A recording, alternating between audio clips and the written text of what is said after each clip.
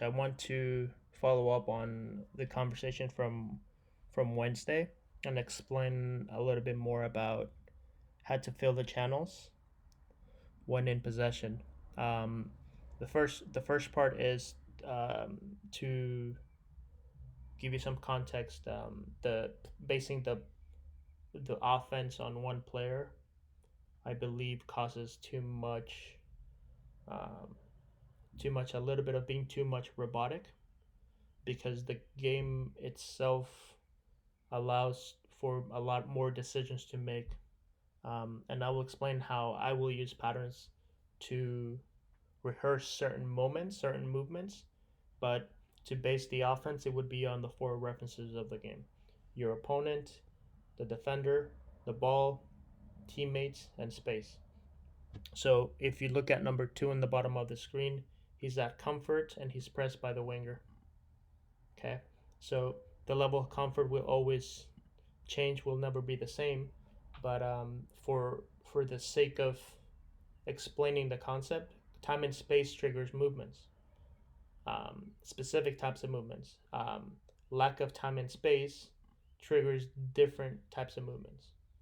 So that will be the first decision, the first cue, the first reference that will be used um, in this moment. So there's time and space on the ball. That alone itself here creates space behind the pressure. Okay, but because it's a strong side, we want to use one of the wingers uh, to occupy the width and stretch the back line. The second part is, if there's comfort, you have an immediate support area in the neck here that could be filled by somebody. Okay, we can decide whether we always want the strong side center mid to support at an angle here. We can decide, if there's comfort, to stay in the middle channel and keep clearing the space here. But I think it's always important for the strong side center mid to support at an angle, because it provokes pressure. And if it provokes pressure, it opens up spaces somewhere else. So the 5 checks to the ball at an angle, he's in the neck, that those two channels are filled, pressure's coming. Okay? Two things that can happen from here. If the ball's played here, now he moves on to the next decision making. Okay? If the ball's not played there, because pressure comes really close, now the strong side 5 can dictate what space to take or what space to leave. For example, he can stay or get even lower to open a lane for somebody to take. Um, One of the easiest one here will be for the 9 to check, and he might be pressed too. At the same time, because this player was patient in the middle channel, you could easily combine pass, and you're able to get out. That's another way. That's another part. So both can happen at the same time. Another action here is the 5 can go towards the pressure to create space for the 6 to come to and play. Okay. Another one that could happen, and these will obviously be taught in an order that makes sense, in an order that it's easy for the players to understand. Um, Before the ball's played, and he's being pressed here, he moves towards the pressure. He moves away from the pressure. The pressure continues to follow him, and then the 6 can come into the space here. When that happens, if the ball's played there, so now he can move here, clear the space. That also creates space here, or play the other way on the weak side. So let me go back now.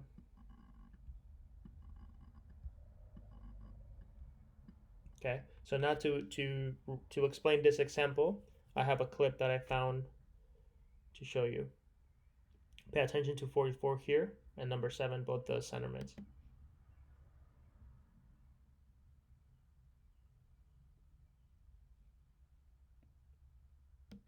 So now that they're on comfort, there are spaces to occupy. They either stay or they move along where the pressure is going and creating space. So if the ball is here, you notice this guy stepped. There's space available here. There's also available space here. Who should take that space? That's the question, right? Um, and the idea behind it is being able to show them that um, the first one is here, the comfort on the ball. The player in the same line, does he need to come right now? He doesn't, because there's a lot of space in front in between them, and there's comfort on the ball. The second thing is a player can support at an angle, and he does, because they're still in comfort. He moves away from the pressure, but at the same time drags players away to keep the space even bigger. Okay, now the center mid checks at an angle, and again another space opens up, and just that at itself, you have a rotation at comfort, and you're able to play out of pressure. But everything, all of these actions are based on references: the pressure, time and space, comfort on the ball, and teammates.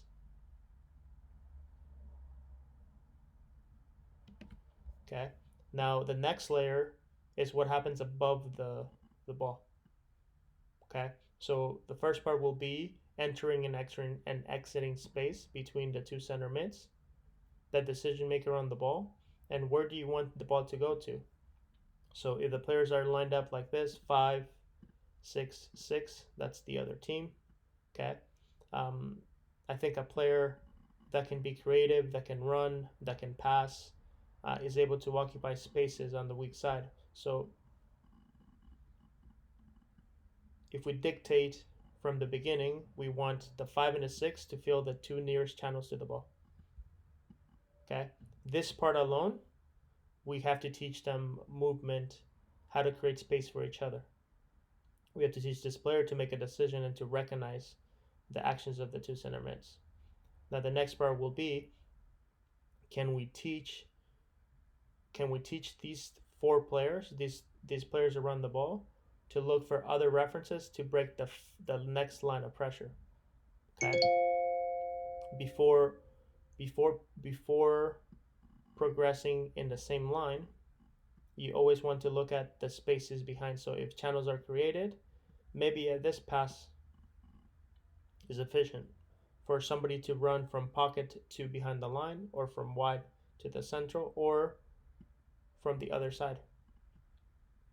Now the next thing is, um, how can you get to the most efficient space with minimal passes, or as quickly as possible. So the next line is always positioning players behind the line of pressure to make these players decide who presses who, and that alone, for example, this will provoke pressure. It's very obvious. It happens most of the times. Um, but who will mark the 6 and the 7 here? If this happens, it's easy. If this happens, it creates a bigger space for players to take advantage of. And this is where I think you will see, well, how do they teach this movement, or why do they move this way? Why do they come this close? Why does this rotation happen, or why does this interchange happen? And that is because the spaces always change, and this will cause this player to get even closer to the ball and be able to take you out of pressure. Because at the end of the day, the decisions are made by the players, and we want them to make the decisions. For example, in this play, if this action happens, because the 7 here, a good understanding of taking space, a bigger space opens up, the wing is wide open. Why not have another player come? Why not have this player not get above, and why not him add to the line? You're creating the still, now you have 4 players above the ball, but the concept all comes down to entering space and exiting space at the right time, and not limiting them to, if this happens, this happens. If this happens, this will happen. But there's always a general part that is always present in the game, which is space, pressure, comfort on the ball, or what's happening around the ball, and your teammates. Um, so hopefully this helps a little bit. Let me know if you have any questions, and thanks for watching.